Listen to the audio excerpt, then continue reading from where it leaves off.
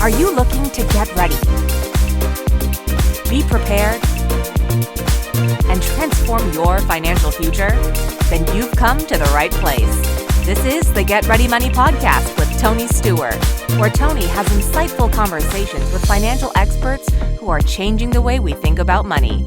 Catch up on the latest financial trends and hear practical advice from Tony and his expert guests so you can build healthy habits that work. Be empowered with tips for implementing small changes that can have a big impact on your financial future. So sit back and get ready to hear from today's guest. Welcome to the Get Ready Money podcast, changing the way we think about money. I'm your host, Tony Stewart. Today, I'm joined by Cameo Roberson, CEO of Atlas Park Consulting, and Kari, Ellis, CEO of Waypoint Consulting Partners. They're co-authors of Beyond the Broker. Cameo and Kari, welcome to the podcast. Great to have you here today. Thank you, Tony. Great to be here. Yes, thank you so much, Tony. It's wonderful to be here with you and your audience. Yeah, excited to have you. So, let's jump in. Tell us a little bit about yourself. What are your origin stories, and how did those stories lead you to Beyond the Broker? Yeah, so I'll jump right in. I've been in business now for almost 7 years. I launched in October of 2018. And one of the things that I was really adamant about was having a very good network because there was a time in my career where I didn't have a network. So when I launched my company, started doing a lot of networking and meeting with different individuals, and knew that the power of my network would be instrumental in getting my business to the next level. Atlas Park Consulting is an operations strategy agency where we help clients get past their operational chaos so that they can continue to grow and scale their firms. So networking, really, really important. Fast forward, had a chance to connect with a woman who is a financial advisor on the East Coast who runs a publishing company and helps women get their stories out. And I had an opportunity to collaborate with her on the first book, Financial Trendsetters, and her team. And Beyond the Broker came directly from that relationship, Tony. Fantastic. How about you, Kari? Oh, well, thank you. Well, my origins, I'm actually the founder and CEO of Waypoint Consulting Partner, and I'm a recruiter who represents a boutique mergers and acquisition advisory and consulting firm that advises RIAs and wealth managers who are looking to grow or seeking to transition, develop a succession plan, or even exit from their practice or business. And I do bring over 15 years of experience in the financial services field. So as a seasoned career consultant, I recruit experienced financial advisors and insurance professionals across the country, covering the traditional brokerage, boutique and regional firms, and the possibilities within the independent broker-dealer and RIA space. And I had the privilege of meeting Cameo through networking about 4 or 5 years ago, and we continued to keep in touch. And she reached out to me with the opportunity of collaborating with her as well as 12 other women in the industry to be a co-author in participating in creating Beyond the Broker. And it has truly been a game changer for me in my career. The networking opportunities that have come from this, and as well as how this book can help women, helping women. It's just been a tremendous opportunity all the way around that I'm honored to be a part of. Absolutely. And Tony, I'll share a copy of the book cover with All right. kids. Beyond the Broker, Navigating Financial Advisor Independence is a roadmap and a guidebook to help more, in particular, women financial services professionals go independent. What I found in my career is I would get tons of questions from individuals. How do I go independent? How do I build my own advisory firm? What are the steps? What does it look like? How do I make it happen? How do I go from actually launching a firm to being in business? And so the idea from the book came from this need that I saw, as well as the co-authors saw, around how do you build a successful advisory practice. And it was really important for me to reach into my network and to bring industry experts who could give their insights and advice to this growing demographic of people who want to go independent, to give them that guide, to really demystify what it means to go independent and to have a successful practice. That's awesome. And before we dive into the independence, I think both of you have talked about networking Yes. and Cameo. I know in your newsletter, and I'm going to put out a shout out to everybody. You've had some amazing tips on networking and the value of your networking. And for those of us who are old enough to remember Rolodexes, neither of you may be old enough to remember Rolodexes, but that was your most valuable business asset. Was your Rolodex, which is your network. So, for people thinking about this going independent and everything else is, why is the network so valuable in doing so and provide a safety net, maybe? Yeah, so from my perspective, networking is such an invaluable tool that we don't always take advantage of, right? You think of all the people that you know today, how many of them are really set up to support you? And that's what a network is and how it's been helpful for me. And really being able to tap into the brilliance of the people around me so that we can continue to support one another and get each other to the next step. And I think about when Kari and I connected and just the genuineness of who she is as a person and have had to get to know her even more over time is you just never know the power of your network until you put yourself out there. I love that. You never know the power of your network until you put yourself out there. Yeah, I have to say, I wholeheartedly agree with Cameo and everything she just said. That is the number one piece of advice that I would give to anyone coming into this industry, and as well as any seasoned advisor that's been around a long time, is to build a strong network. And networking can be such a powerful tool in building the right community and the layering of support around you. And I encourage my clients to participate and join, be servant, show yourself as a servant leadership in the industry, join industry affiliated organizations, participate in mentor mentee programs, mastermind groups, join task forces, can continue learning in this industry, and planting those seeds to cultivate those professional relationships, some of which can also grow authentically into personal friendships as well. Yep, absolutely. Well, and Cameo, I think you and I are a good example of that because we met and we worked in a completely different capacity than both of us are doing today.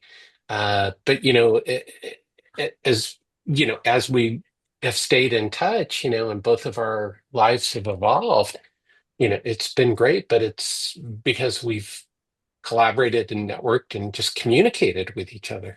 Absolutely. We've stayed in touch. And Tony, you knew me before I even launched Alice Park Consulting. I was still working corporate. And so you've seen not only my evolution and I've seen yours, but to your point, we've stayed in touch and we figured out how we can support each other. And you've been so gracious and kind to now have me and Kari on your podcast. So I always encourage individuals when you meet someone, get to know them authentically, understand who they are as individuals and figure out how you can be a support to them. Don't always come into the relationship, what can I get? But how can you give and how can you serve the other person? And those relationships will just continue to evolve over time and bring you into new spaces where you can collaborate on in ways that you would have never imagined. Because I have to tell you and your audience, I would have never imagined myself co-authoring a second book. And to have Kari along with me in this journey has just been amazing. So if you're hesitant about reaching into your network, don't be, because the possibilities are endless.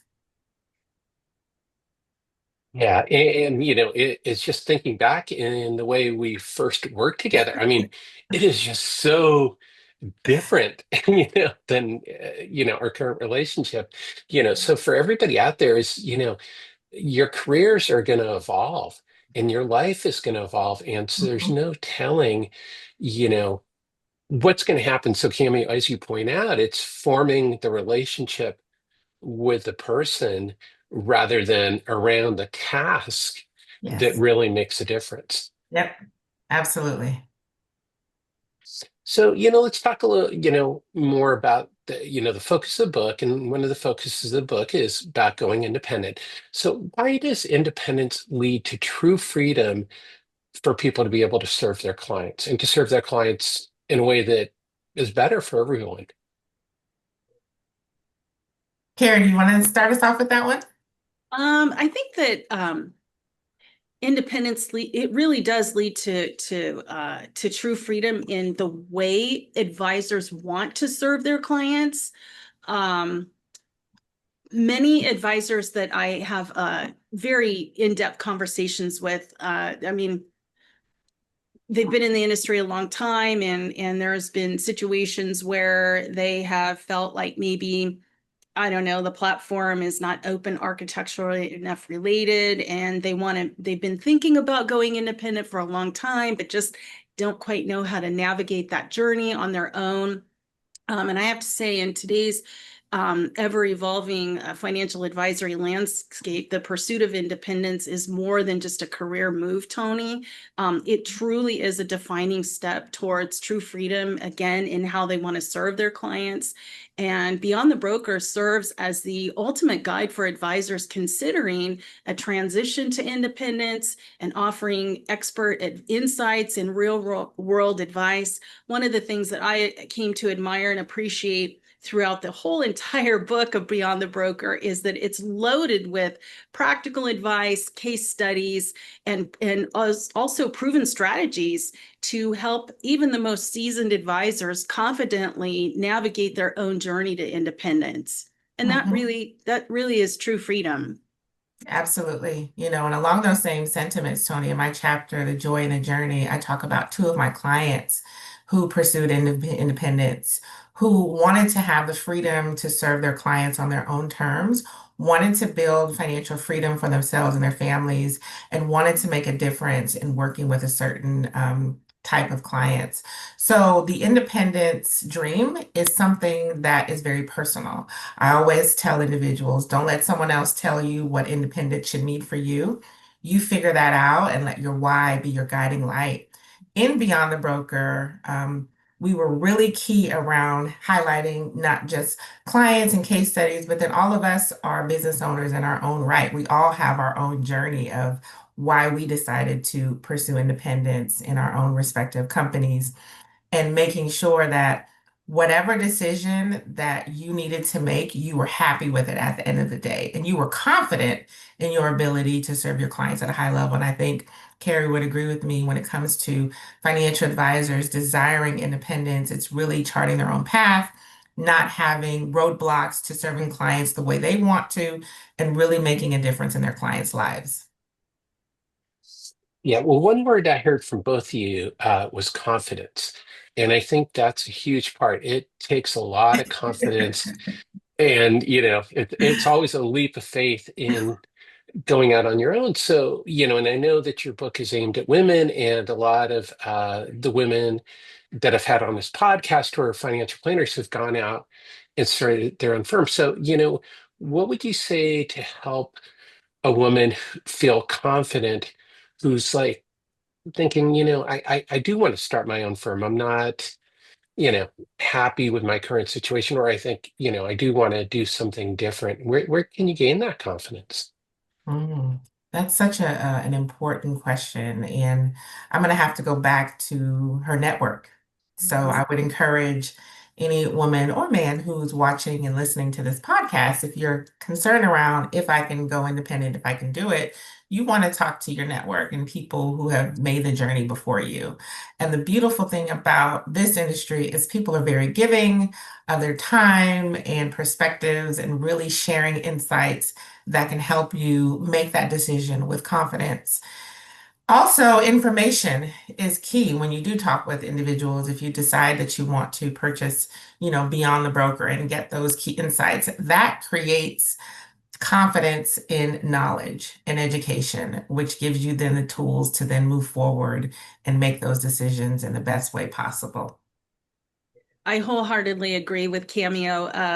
Again, tapping into your network, continuing to build off of your network and building a layering of support with the community that surrounds you that can provide you with that support needed to help you confidently navigate that journey.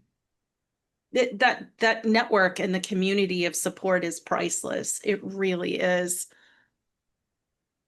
Yeah, well, I know, Kari, I think one of the things you've invited me to is a great community, Women in Financial Services. I know you're very active in that. And Cameo, I can't remember, are you active in that as well? I am active in Financial Planning Association, FPA, and then NAPFA for some time as well. Yeah, so I mean, both of you are active in different associations and networking groups, and I think that's really helpful for people to understand is and for me, I think LinkedIn is also a great way to continue to stay on top of your network. So just while we're since we've bounced back to network, any quick networking tips for people to do these things that you're talking about? I'll take that. Again, Tony, going back to joining industry affiliated organizations, you're right. I currently serve on the national board for WIFS, Women in Insurance and Financial Services. I'm also an active member of my local chapter, FPA, Financial Planning Association, as well as an active member of NAFA, in my local chapter.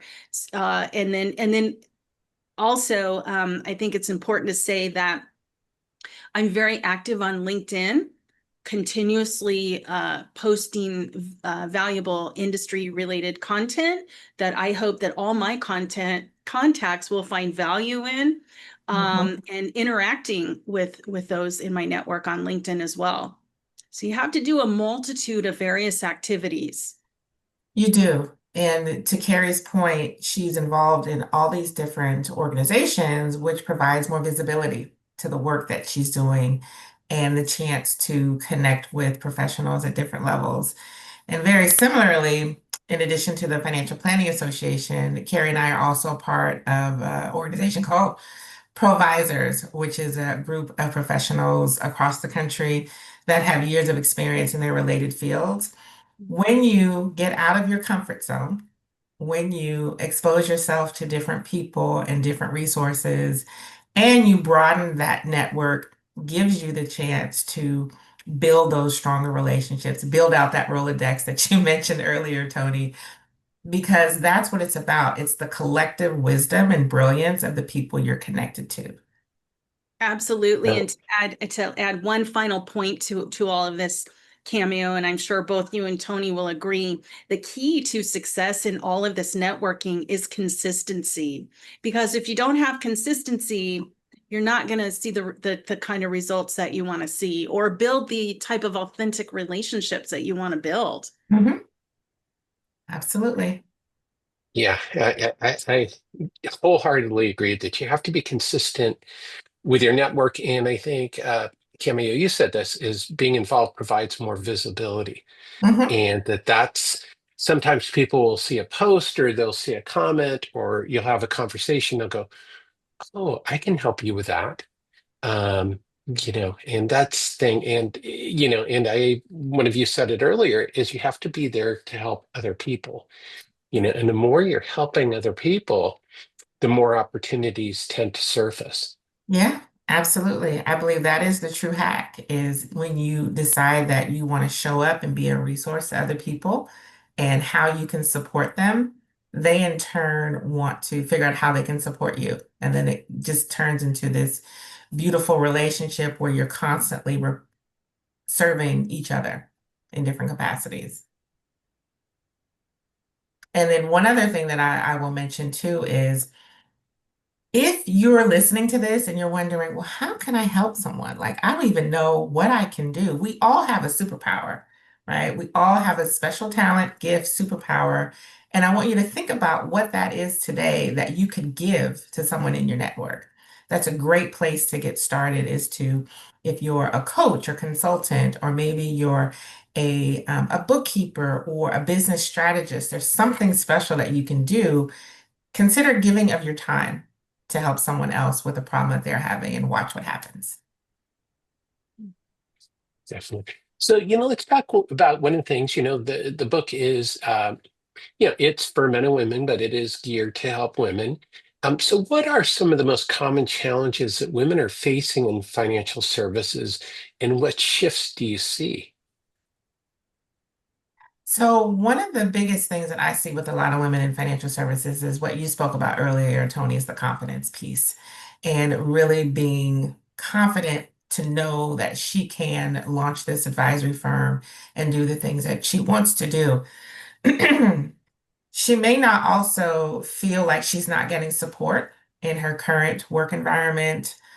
Maybe it's management, maybe it's team members, and just really not feeling comfortable or supported where she's at. And so she's at a crossroads. Do I stay and try to fix things? Do I go to another firm, or do I decide to go independent?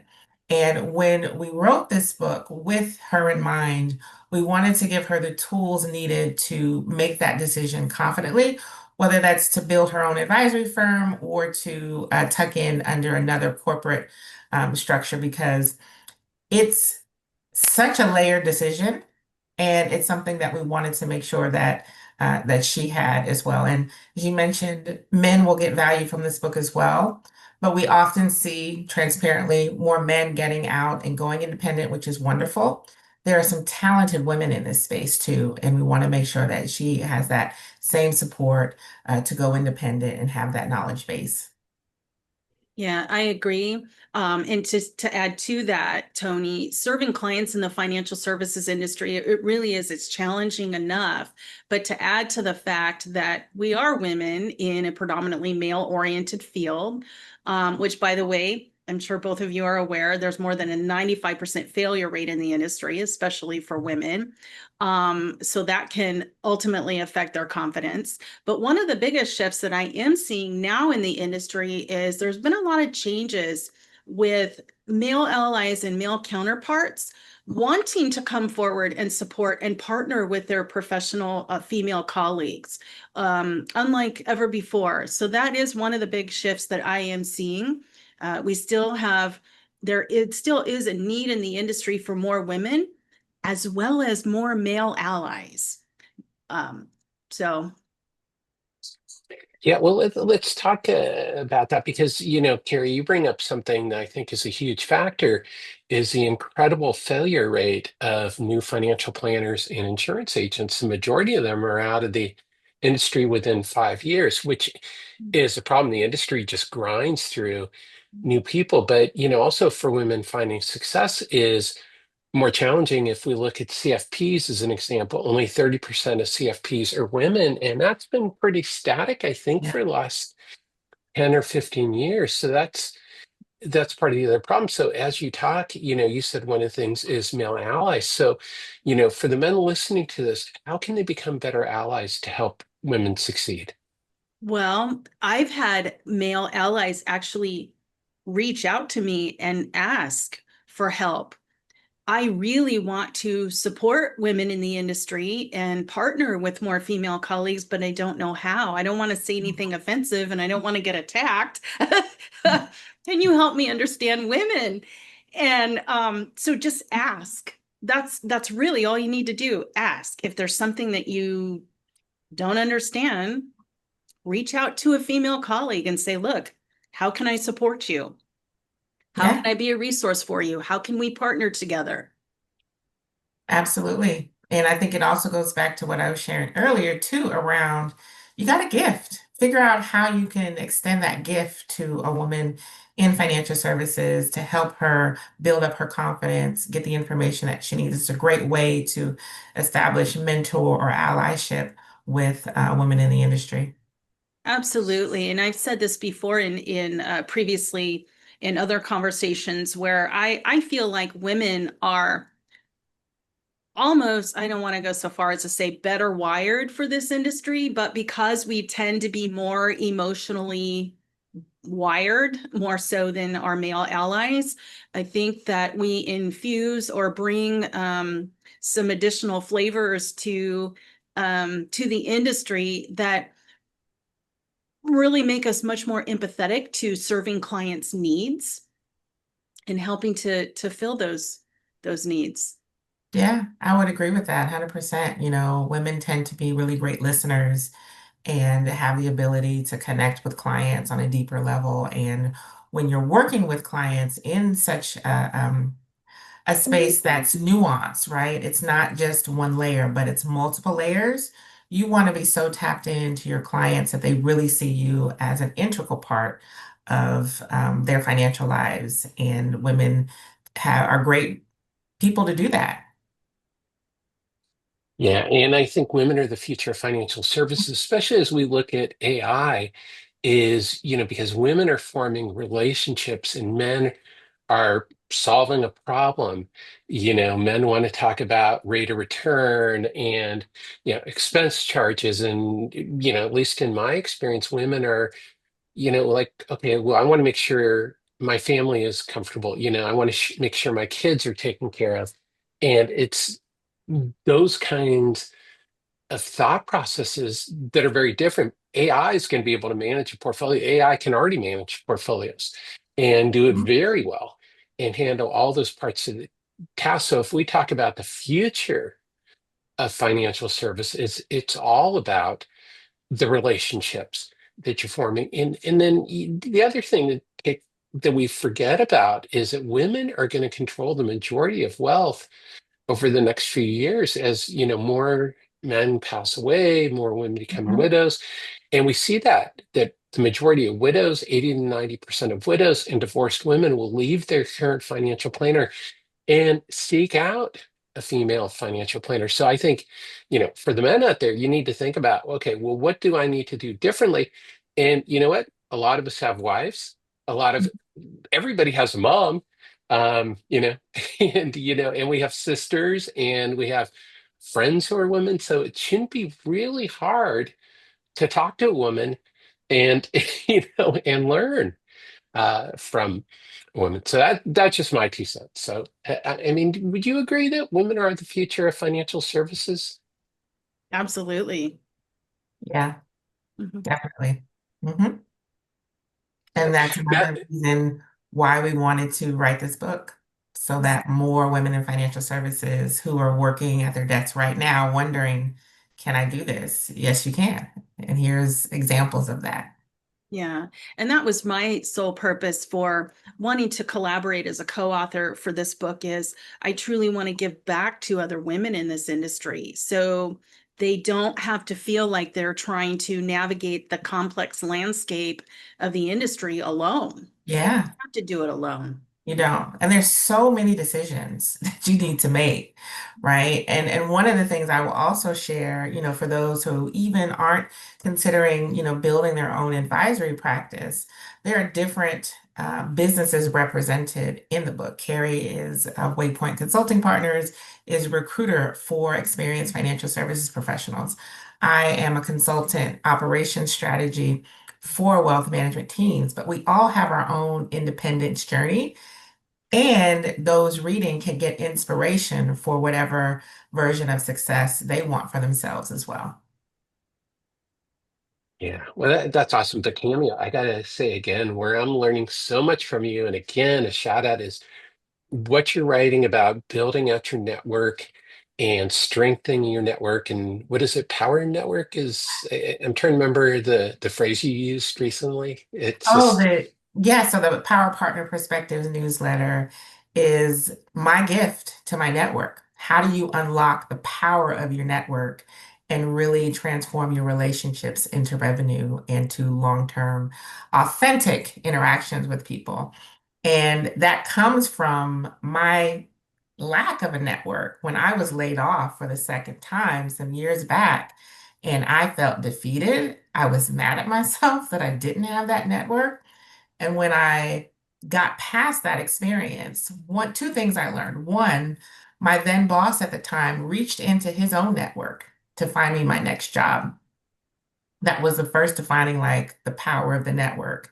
And then fast forward when I launched my own business, I was adamant around building my network. And that was the inspiration, is because I got laid off and I didn't have a network.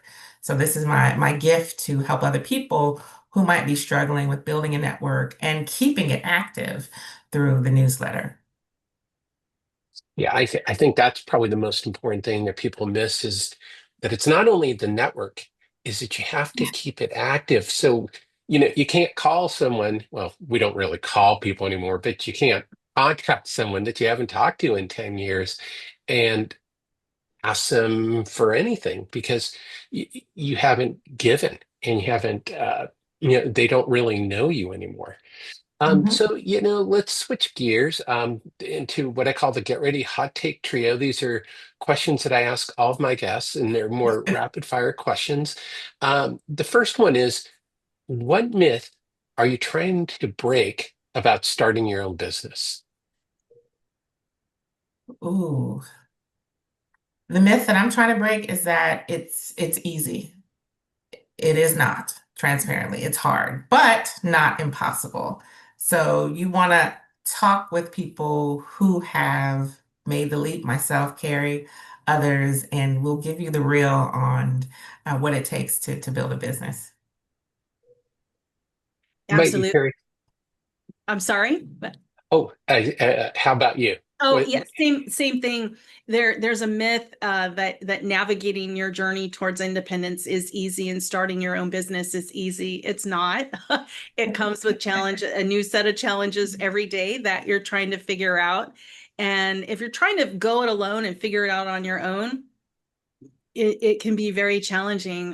But again, going back to building that strong community and the strong network, it doesn't have to be as complex as it may feel. Right.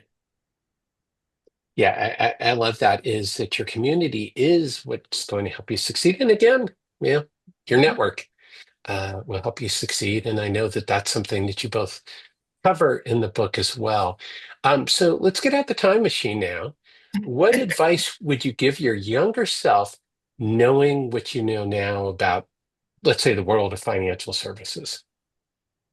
I'll take a I'll take Mhm. that. The advice that I would give to my younger self, knowing what I know now, is if I had known way back when, the boundless opportunities that were available in the financial services industry, I would have joined the industry right after graduating college. Because I probably would have been a lot further along in my career.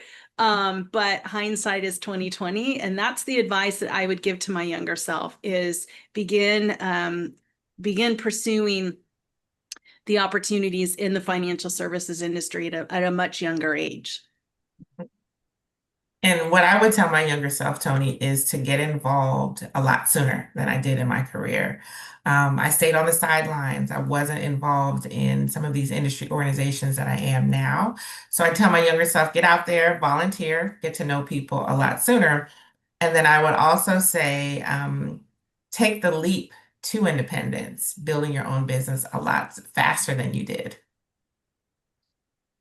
Yeah, and I think the word taking a leap really says it because it is a leap and it's scary. I know when I went, on my own, it's not easy, but it is very fulfilling.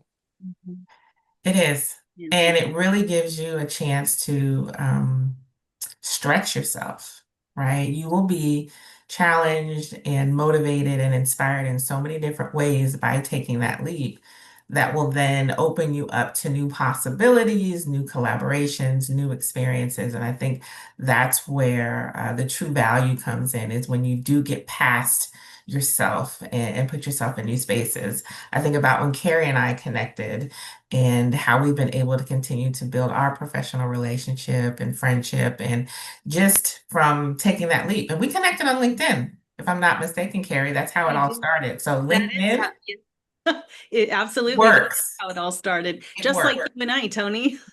LinkedIn work, the power Yeah, of LinkedIn. yeah, I mean, there's a lot of knock on social media, but I think if you use LinkedIn properly, like we've been talking about, it can be a really powerful way to manage your network and to grow your network. But you also have to be willing to reach out and support other people on LinkedIn. You can't Mhm. just wait for things to come to you and wait for people to contact you, as you have to give, comment on other people's posts, be positive with other Yeah, people, and absolutely. Yeah, and look for ways where you can be a resource, you know. Um, how can you support someone else, whether it's on LinkedIn or in real life? How can you show up and be a support to them? I love that. Look for ways you can support other people. So to wrap up, the last question is, what is your number one tip for changing the way we think about money? Well, Tony, I chose an industry where the benefit of being able to work as long or as short as I wanted, plus the possibilities of setting and achieving financial goals would have no limits. And I find that the financial services industry truly does offer boundless opportunities, especially for women who are very driven and want to be very successful. The financial services industry, there's so many different directions a, a professional can take in this industry. And you just have to find your niche and what aligns with your core values and your business model and where you want to take your career. Yeah, and I would agree with that and also add that we are our own limitations. So when it comes to generating money in a business, in a corporate environment, we are our own worst enemies. So when it comes to generating higher levels of financial resources for yourself, don't put any limits on yourself. And in particular, if you're a business owner and you have certain goals that you want to reach, know that you can do that with the power of your network, the power of how you want to show up for clients, and to not put limits on yourself. I love that. That's all great advice. Find your niche. Don't put limits on yourself. I think there's so many wonderful takeaways for people you've talked about. So, also the most important thing is where can people connect with you and pick up a copy of Beyond the Broker? Yeah, so individuals can connect with me. I'm on LinkedIn. My social is at Atlas Park Co. My website is www.atlasparkco.com. You can grab a copy of Beyond the Broker on Amazon. And yeah, if you have any questions, definitely reach out. Be happy to chat with you. Fantastic. And Kari, where can people connect with you? Well, I encourage people to check out my website at waypointconsultingpartners.com, or they can connect with me on LinkedIn. I'm at Kari Ellis. And again, they can grab a copy of Beyond the Broker at amazon.com. Fantastic. And for everybody watching and listening, as always, you'll be able to find links to Cameo and Kari's websites, social media, LinkedIn profiles, as well as a link to pick up a copy of Beyond the Broker for yourself. So thank you both for coming on today and sharing your insights. Thank you for having us. Pleasure. Yes, thank you so much for having us, Tony. This has been great. Fantastic. Yeah, really appreciate it. And thank you, everyone, as always, for tuning in to this episode of the Get Ready Money podcast. If you learned something today to change the way you think about money or life, please be sure to subscribe and to share with a friend. You can also join the Get Ready movement at tonystewart.com to receive podcast updates and access to my toolkit of free financial literacy resources. Until next time, let's change the way we think about money.